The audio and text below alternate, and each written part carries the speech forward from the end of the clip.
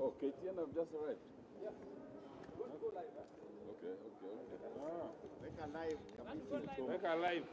First is on the question of disbursements.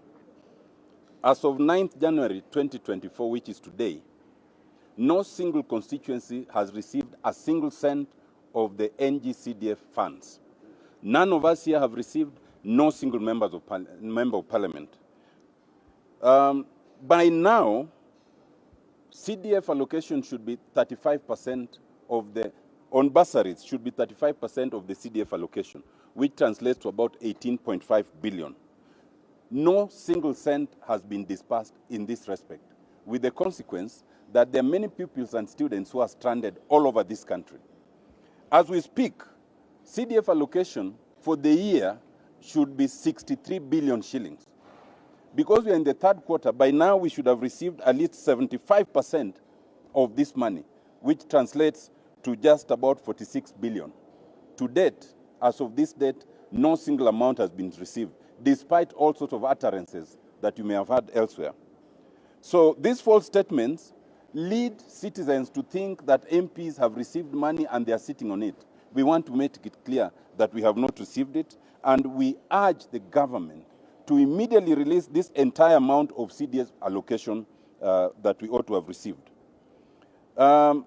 It is also important to note that by last year, through our speaker, the government gave commitment that CDF funds will have been fully released by 20th of December. And there was an official communication by our speaker to that effect. It is clear that they misled our speaker, they misled the National Assembly, and they misled the people, and that's unfortunate. Secondly, there's a CDF memo dated 4th January 2024, and members of the press might be aware of this. This CDF memo was directed to all CDF account managers countrywide. It was directing them that money cannot be released because there were certain amendments to the CDF Act, as a result of which they were supposed to recall the proposals that they had made and redo it and resubmit it.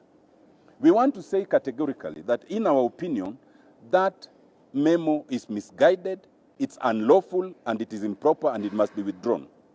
The first reason is, yes, there were certain amendments to the CDF Act towards the end of last year, actually in the months of November going to December. Those amendments essentially affected only two things. They affected the question of sports and the question of the Constituency Oversight Committee. In our opinion, the material date that must be applied is 1st July 2023, when the financial year begins. And the law as at that date is the law that must apply to CDF until we get to 1st July 2024. As of that date, there were no amendments. So to issue a memo purporting you cannot issue CDF funds because of amendments in December 2023 is mischievous, is misleading, and it's unlawful.